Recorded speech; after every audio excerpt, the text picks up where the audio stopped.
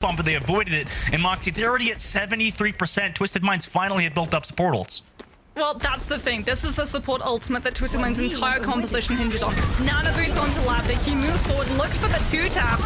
Will be able to find Happy, so the soldier does go down. That's the major counter to the Pharah removed. And immediately Labda doesn't have to worry about hiding around those angles. He can just look for those squishies, look for the punishment. The break is gone, the Inspire alongside it. But Violet's got a sound barrier, and that means that Phyllis just remains standing, even though the Pharah just continues to rain onto this Junker Queen. The Rampage is still going to be up when Outlaws come back for this point.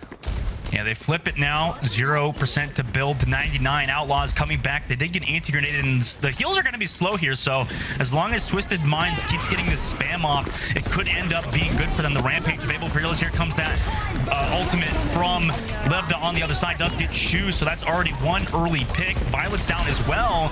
And Twisted Minds, they're starting to get a little bit of a foothold here, but it's a long mountain. It's a long hill they have to climb up.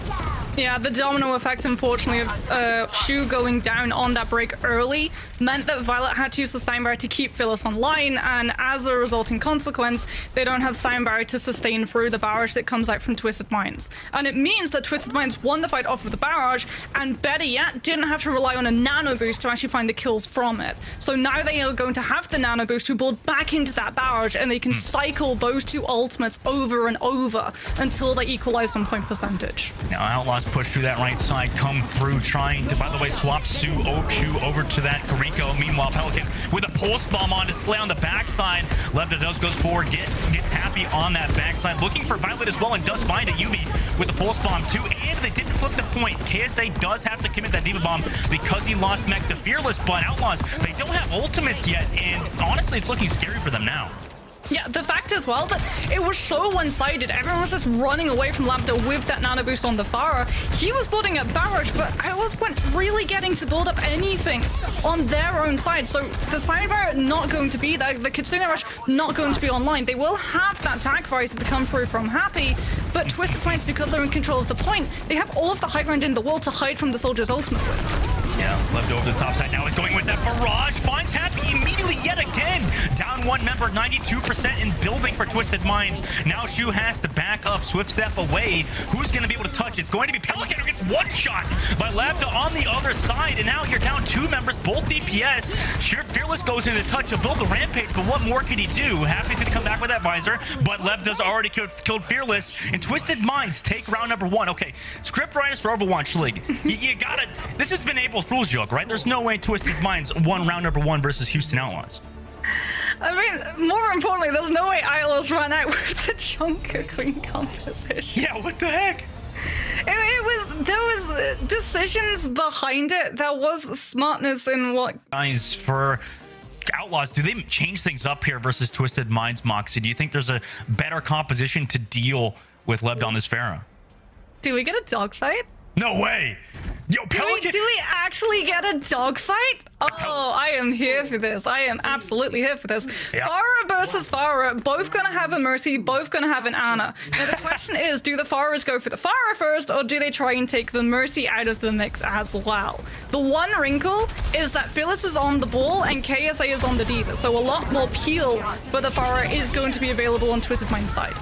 This is actually like a Contenders fans, you know, dream to see Pelican versus Lebda, to see who actually the best Pharah at the moment is. Pelican, obviously known as a flex DPS, one of the best Pharahs in the game, if not the best. Fearless already slams onto Slay, onto that backline, so they're already down 1. That Ana, the support, comes through to get that resurrect, and like you mentioned, Moxie, Nutella, fantastic in those resurrects. The peel came through from KSA to allow that, so the point now comes unlocked. Outlaws rotate towards that point while Pelican takes the Spirit Duel on the outside, so you have kind of a 3v3 on this point. KSA is the one to come on top, gets Fearless. Can that resurrect come through from Violet though? How well versed in the Mercy is he? Shoot does get Youbi onto the backside though. We've seen that, and there we go. Violet resurrect Fearless, so now they're up in this fight. No resurrect available for Nutella either, so they're going to be down. They have to stay alive on the south side. Nobody has actually contained the actual point control just yet. Outlaws are now kind of in favor of the top, and then a boost onto Pelican. Pelican goes deep onto Lebda, but Lebda avoids that damage from Pelican over the top side. KSAA now trying to take him out as well, but Pelican just consistently dealing that damage, has that damage reduction from that Nano Boost too. He comes back towards this point. By the way, nobody has capped that out either. KSA loses the mech. Eventually, Lebda gets that Nano Boost, kills Pelican out of the sky, so wins that 1v1. Meanwhile, hits the shot of the Violet too. And now you see why this guy's so dang good at Pharah. Nobody else here for Outlaws. Shu gets killed by a Pulse Bomb from Youbi, and now Twisted Minds finally capture this point. It's the fact that Labda already had that high control over Pelican that allowed him to win, even though the Nano Boost comes out from Outlaws first. The Nano Boost comes onto Pelican before it hits onto Labda, but Pelican actually has to use that shift, those boosters, to actually contest Labda. So as a result, he gets to just move away from the fight, knowing that it's not going to be available for Pelican until that Nano Boost has worn out. And as a result, when Labda gets that Nano Boost secondarily, he's the one still in control of the situation, and Pelican's movement is the one that's having a little bit of problems. Now Twisted Minds, with control at this point, can look to just spam these angles. The second that Outlaws poke out from all of these crevices, all of these little corners, the Pharah gets to just apply so much pressure. As we can see, Outlaws just trying to pull Labda's attention away from the squishies, away from things like the slow-moving Ana, with just sending the Tracer, a sort of scapegoat, onto that point to draw the Pharah's focus so that she can maybe survive actually walking into sight, to keep Fearless online, to actually go for a front line stay on this point, but it's just not happening. Twisted Minds are so good at spreading themselves thin, but containing those fights into pockets that they can still manage without having to pull Labda's attention all these different areas away. And Nutella whips out the Glock as well to get Pelican now 70% for Twisted Minds. And Mox, you called it. It's just there's so many ultimates now for Twisted Minds. However, Outlaws, they're going to build up onto theirs. However, coming back against this Pharah, I mean, what Outlaws do differently now to get disengaged? They need to get back to that Nano Boost, right? Yeah, Pelican is going to have barrage, but he doesn't have the time to be able to use it. And once again, Twisted Minds decide that they're going to get proactive. Labda does take a lot of damage coming through from Shu, but he has the boost, the damage reduction. The res comes out from Violet, but that means that he actually leaves himself vulnerable, and he just gets absolutely one-tap domed by the Pharah up close and personal without any means of being able to escape. And Outlaws are falling apart. Concussive connects onto Fearless. He's not going to be able to storm to the point in time to be able to save this Tracer. And they just have to disengage, but they can't. If they disengage, if they stop touching this point, we're done. And Outlaws are one map down. All right. Oh my. Is it April Fools? April Fools, anyone, please? Somebody? There's no way Twisted.